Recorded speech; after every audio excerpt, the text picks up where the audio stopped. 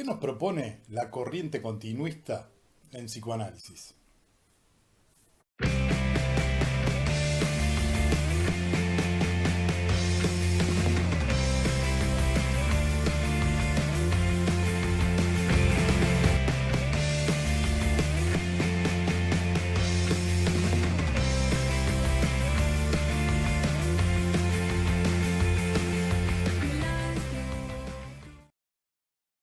Hola, mi nombre es Guillermo Gaetano, investigo en psicoanálisis. En el video de hoy trabajaremos la que se ha llamado la corriente continuista en psicoanálisis. En función de nuestros desarrollos en torno al nudo Borromeo, creemos importante detenernos brevemente en pensar algunos de los aportes que ha ofrecido la llamada corriente continuista y eh, poder pensar algunas críticas posibles en función de las actuales investigaciones. Como antecedente primero de la corriente continuista, debemos considerar algunos elementos que toma como cimientos de sus desarrollos. Sostenidos conceptualmente por determinada línea de abordaje de Miller, nacida en los años 80, pone como prioritario algunos de los enunciados lacanianos de la última época. Consideremos algunos de ellos. Por ejemplo, la condición de el parlet o el hablante ser, en relación al goce. Esta condición Miller la rescata como universal, es decir, no existe estructura que no deba vérselas con el goce. En este sentido, toda diferencia estructural queda relegada, queda en segundo plano. Otra de las consideraciones es en torno a la famosa frase, la famosa fórmula lacaniana en torno a la no existencia de relación sexual. En relación a ello, tampoco existe estructura que quede por fuera de esa condición universal. Tenemos así estos dos universales principales como eje del planteo. Existe una tercera condición universal que es en relación al gran otro. Es decir, frente al goce no hay posición de garantía de ese otro, ya sea por condición primera o por punto de llegada. El otro como garante queda perdido en su dimensión. Es decir, toda estructura, de un modo u otro, tarde o temprano, se podrá enfrentar a la condición de la ausencia de un otro garante. Frente a esto, la respuesta posible a esa condición de ausencia de la garantía del otro no podrá ser otra que responder al goce, ya no desde esa garantía del gran otro, sino a la garantía que produce el propio hacer o la propia inventiva en torno al goce. Como vemos, estos tres elementos, estos universales, determinan que el pensamiento estructuralista queda limitado.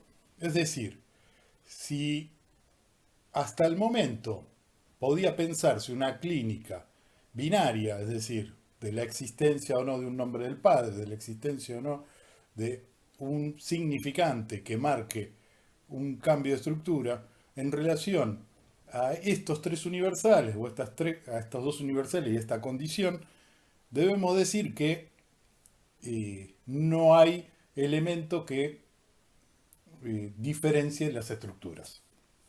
Por supuesto, además de una condición de especulación conceptual, debemos decir que todas estas formulaciones se basan en una clínica donde la función paterna se encuentra relegada, se encuentra ausente o no se observan registros de ella.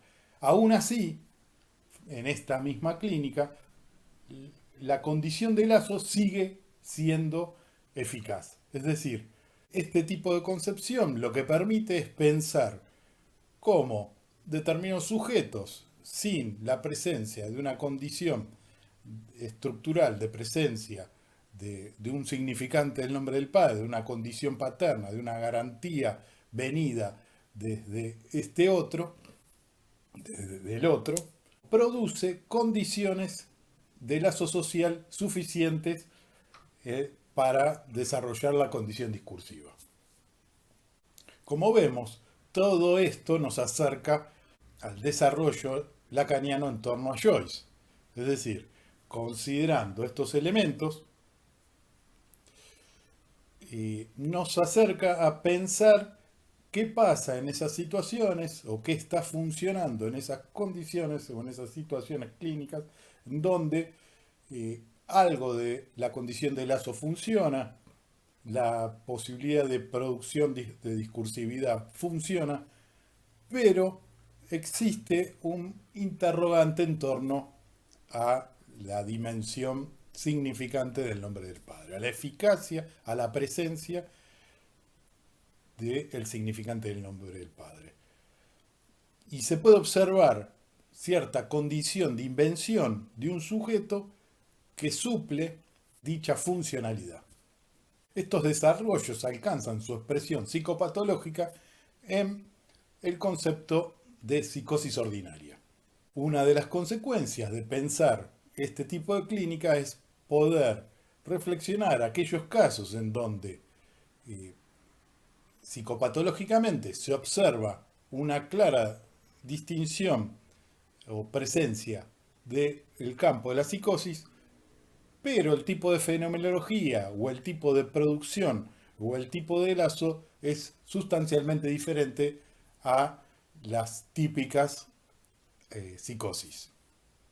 Debemos decir que los continuistas piensan que el nudo Borromeo es la herramienta conceptual desarrollada por Lacan para pensar este tipo de situaciones y consideran que el nudo no ofrece posibilidades de pensar la estructura, sino que puede pensar estas relaciones en torno a las universalidades antes planteadas. Desde nuestros desarrollos podemos pensar que el tipo de nudo sobre el que se basan es el tipo de nudo de acontecimientos. Como hemos visto en videos anteriores, el tipo de presentación y desarrollo de los nudos de acontecimientos no permiten establecer diferencias estructurales, ya que determinadas figuraciones pueden ser soporte del desarrollo conceptual, del desarrollo clínico del analista para pensar ya sea casos de neurosis o casos de psicosis. Remítanse al video en cuestión. Más allá de eso, lo que comienza a plantearse es un tipo de clínica en donde ya no aparecen los desencadenamientos típicos, sino que se los comienza a llamar neodesencadenamientos, fenómenos muy sutiles, signos discretos que hacen que el analista tome nota de determinados detalles discursivos, detalles conductuales de los sujetos que dan cuenta de una condición no neurótica de la estructura. Miller plantea que hay ciertos haceres de estos sujetos, ciertos haceres compensatorios que le permiten la condición de lazo, la condición de discursividad que otro tipo de psicosis no poseen. Nacido el concepto alrededor del año 1999, tiene su extensión en un texto del 2008. Allí, Miller plantea que estos signos discretos se encuentran, o estos desórdenes, pueden caracterizarse por tres tipos de externalidades, llama él. Externalidades en torno a lo social, a lo corporal y a lo subjetivo. En lo que respecta a la externalidad vinculada a lo social, hace observar que pueden observarse en este tipo de psicosis, en las psicosis ordinarias, ciertas dificultades de asunción de ciertos roles sociales. ya sea en relación al trabajo, o se asumen trabajo, les cuesta o hay dificultad de asunción de determinados semblantes, determinados desarrollos eh, o habilidades sociales. Del mismo modo, lo que serían las externalidades del cuerpo. Eh, es típico observar en este tipo de patologías ciertos fenómenos corporales que no tienen que ver con la histeria, que no tienen que ver con el campo del sentido, sino que se acercan muchas veces a lo que puede ser un lenguaje de órgano, no al punto de una desestructuración del cuerpo, sino a ciertas insistencias, ciertas fijaciones, ya sea cargadas de sentido delirante en algún punto, pero que no descompensa el cuadro, no desestructura el nudo en cuestión.